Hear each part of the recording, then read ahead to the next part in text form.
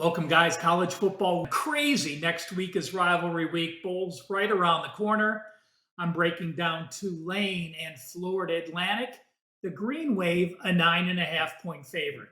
Now, no team has confused me more this year than Florida Atlantic. When they look good, they look good. When they're bad, boy, are they bad. A couple weeks ago against UTSA, 162 yards and 10 points.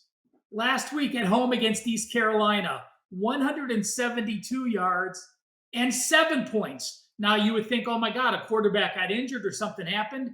Yeah, Daniel Richardson didn't start the season, but he's been starting since game number 3, and he's been the quarterback. They just come up with these crazy don't show up games. So since they had one of those crazy don't show up games last week, I'm expecting them to finally show up here, their final home game coming off back-to-back losses to UAB and East Carolina. But for me, this is as much of play against Tulane as it is Florida Atlantic. You know, we all remember Tulane last year against USC and Michael Pratt, the bowl win. And yes, they only have one loss this year, and it's a good loss. They were hosting Mississippi. They only got outgained by 21 yards. They lost that game 37-20. But look at the offensive production starting with the Memphis game 5 games ago. 403 yards, not bad, but 31 points. They only had a 37-yard edge. North Texas, they only win by 7. They only have a 13-yard edge. They go to Rice. Yes, they have a yardage edge, but they only win 30-28. East Carolina, again, the same East Carolina that Florida Atlantic just scored 7 points on. They went to East Carolina, only scored 13 points in that win. And then Tulsa game last week, this is a team they should have blown out. They actually get outgained by 120 yards, and they only win 24-22. Tulane has gotten absolutely no margin. You know, you look at their scores. Again, a 10-point win against Memphis, 7 against North Texas, 2 against Rice, 3 against East Carolina, 2 against Tulsa. They do not extend the lead in the second half. Fritz does not have them run up the scores. So to me, this is the perfect team you want to play against. Getting Florida Atlantic plus 9.5 is a true value play. Fading against Tulane, we just hope FSU doesn't put in back-to-back clunkers. This being the final home game in Senior Day, we'll look for them to have a much better performance and cover this hefty spread. What is up, guys? Got some action to share with you here for Wednesday night, actually tonight. So nationally televised game. And hey, who doesn't like some weekday games to bet on? We get Ohio, the Bobcats, laying 11 at home. 47 being the total as they are hosting Central Michigan here, the Chippewas. And I actually like the favorite here tonight, guys. For what it's worth, I do like both favorites on the MAC card. And we get Ohio with a chance for a 10-win season. They got at Akron, who's not a great team, next week, and then a chance to win in bowl season because they're bowl qualified. So I think that's something to play for. They did lose to, in my opinion, the 2 best teams in the MAC, Toledo and Miami of Ohio. And also keep in mind, going for 10 wins, they won the Barstool Bowl last year against Wyoming as an underdog. But tonight, this is an Ohio team have had success betting on. They're a money maker. They're a team that actually Ralph just talked about FAU. They beat FAU outright as the dog. And now, hey, they are in the favorite role, but up against the Chippewas here, they have 5 wins. I guess a chance to go at bowl season. They're going to need this one, but as double-digit underdogs, I don't think they have enough from watching these 2 teams. I think Ohio has the better players, more talent, possibly better coaches as well. And Central Michigan has Toledo, maybe the best team in the MAC next week. So I don't think they're going to get to bowl season. Plus the fact Central Michigan is 0-3 on the road in MAC conference play. And that's both straight up and against the spread. So they have not played very well on the highway. And being on the highway here tonight, I think it's another loss for them, both straight up and against the spread. I think Ohio gets them likely by 2 touchdowns. Hey, maybe even more here. So if you're betting some Wednesday night action, I suggest the Ohio Bobcats and lay the wood -11.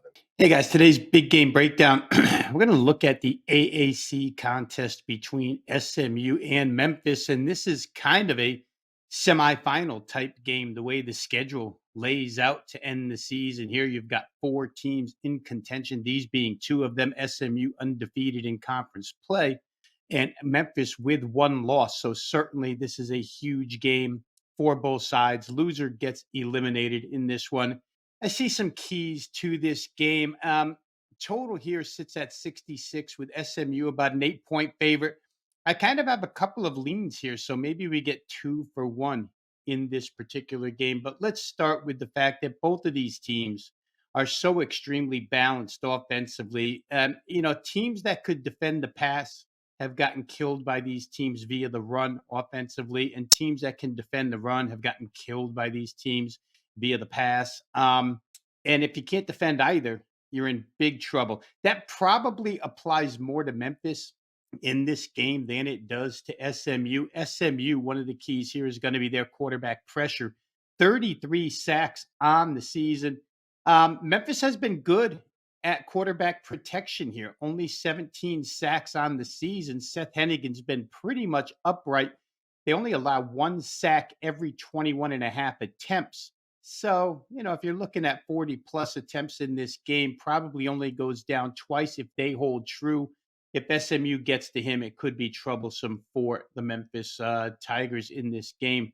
Memphis's last four games, way above normal as far as scoring is concerned. 82 points, 109 points, 87 points, 66 points. Here we're staring at a total of 66. So the last four have either hit the mark or gone over this number. They themselves are just on an offensive tear right now. And some of this AAC competition is not good defensively, but 48.3 points per game posted by the Memphis Tigers in their last four. Obviously, this is the toughest defense that they've faced over that stretch. SMU has given up some points, and it's worrisome that on the road, statistically, they dominated Rice's offense. SMU's defense was king in that game, but that game landed 36-31. Rice with limited total yardage, Rice with a bunch of penalties, Rice with a bunch of turnovers, still scored 31 points in that game. JT Daniels didn't even throw it well. I think when you look at the overall picture here, it's a game where you'll get focus from both sides. But what would be customary against these two quarterbacks would be to kind of play an umbrella type defense and make everything go underneath. The problem with doing that against either one of these teams is that if you do that, they'll just run it down your throat. SMU averaging about $188 per game on the ground. Memphis somewhere in the 160 vicinity. So I don't know that you can sit back and let everything go underneath. I think defenses will be aggressive. I think the quarterback play here is as good as it gets in the AAC. So going to look toward the over 66 for sure.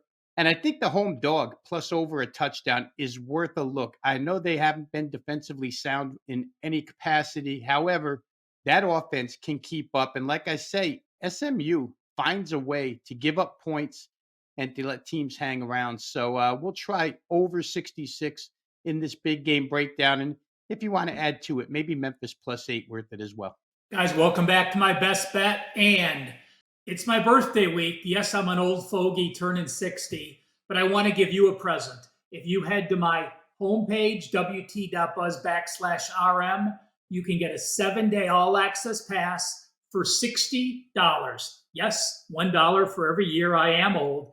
And it does include a 5% college football top play that I will be loading Thursday morning for this weekend. No coupon needed. Go to the homepage. You'll get NBA, NHL, college basketball, college football, and the NFL. Let's talk Iowa State and Texas. This is an actual client release. I posted this a couple days ago at Iowa State +8.5. It is down to +7.5. I still do like it as a best bet here. And it's twofold. I test on Iowa State. I really do like this defense. Now, BYU, they gave up 318 yards, and that's a lot against BYU. But that's a game where they broke a couple runs, and they didn't have a lot of drives. They only allowed 18 first downs. Prior to that, they held Cincinnati to a season low. They held Baylor to a season low. And when they hosted Kansas, a team that, exceeded my expectations this year, They held Kansas to 16 first downs, 74 yards rushing, and 2.1 yards per carry. Now, Texas, one loss. We know they're playing with pressure. They know they cannot mess up from here on out to have a shot to be involved in anything. Quinn Ewers came back this past week, had a nice game in their win at TCU. They ended up with a 92-yard edge, winning that game 29-26. But it is a big loss losing Jonathan Brooks. Now, I watch Ohio State a lot, and we saw how much the offense struggled without your bell cow running back. Now, Brooks, 1,100 yards on the season, 6.1 yards per carry. They don't have anyone dynamic that's going to fill that gap and be the same kind of quarterback. Iowa State, a team that has doesn't blitz often, but when they do, they can get to the quarterback. I expect Iowa State to blitz early and see the scheme pickups from the running backs if they're going to be able to pick up those blitzes. But when I look at Iowa State, again, we know we have a defensive home dog, and that's something you're always going to want to look at. In fact, when I went to look up Matt Campbell as a home dog of 6 or more, doesn't happen very often, but they're 7-1 against the spread, 88%. When Campbell is just a dog of 6 or more, regardless of home or away, 15-4-1, 79%. Steve Sarkisian, as an away favorite of 4 or more, only 28.6%. These last 2 weeks, these teams with no losses and 1 losses have immense pressure on them not to screw up against an Iowa State team that has 4 losses, playing at home, their final home game of the season, off that previous home loss to Kansas. Iowa State gets the cover, and I'll tell you what, I think it's going to be worth something to sprinkle a half a unit on the money line for them to pull out the outright upset. Again, enjoy my birthday weekend. Appreciate you for tuning in. What is up, guys? Drew Martin here, wagertalk.com, talking UTEP and MTSU. That's University of Texas El Paso and Middle Tennessee State University in Murfreesboro, Tennessee on Saturday. Conference USA game here with 48 being the total and MTSU -7 in the hook as the home favorite. Look, there's not going to be a lot of people in the stands, anything like that, but us as sports bettors, hey, if we can find a winner, we'll take it, right? So I think I got something here. Neither team heading to a bowl game. UTEP off of a bye week, giving them a little bit more time to prep defensively, offensively as well. And who knows, Dana Dimmel is the head coach, maybe working on the field goal team. We know how much he likes to kick field goals and not score touchdowns. They do have injuries on the offensive line, talking about the Miners here. And that's exactly what they're like most talented at. It's just kind of leaning on the opposing defensive line. So I actually think that hurts them more on the offensive side. And sure enough, guys, we know they like to run clock, not run a whole lot of plays, run a slow tempo here. So getting this total, flirting with 50, I don't think these two teams get there. I think this stays under. Who knows? This could even be like, 20-13, something like that. I could definitely see that happening. UTEP 3-7 to the under on the season, 4 of their last 5 games to the under. And when you look at MTSU's side of things from a total perspective, I want to point out something that 3 weeks ago, Middle Tennessee State had a bye week. And sure enough, since then, they've only given up 19 points, meaning the opposing offenses have only scored 19 points total since then. 2 straight unders. Now they're an under trender on the season, 4-6 to the under.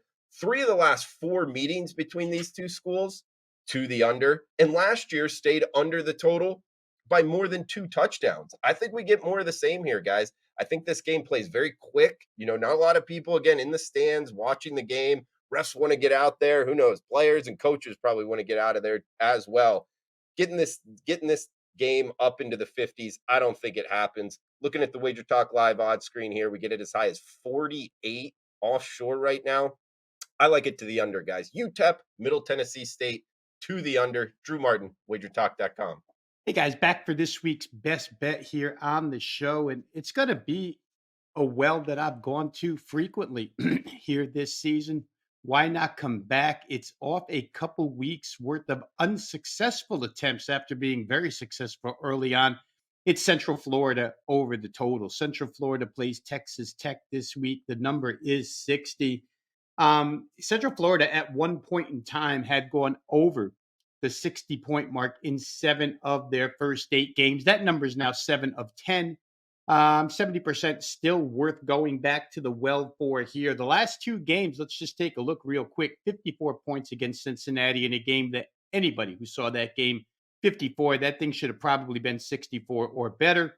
A lot of bad breaks around the goal line in there where we turned the ball over or where they turned the ball over and didn't get scores out of it. Last week, 48 total points against Oklahoma State. And you can anticipate a letdown after the Bedlam victory by Oklahoma State, but you certainly weren't anticipating 3 points out of a team that has the rushing game that they have against what was at the time the Big 12's worst run defense. And so the 45-3 game happened.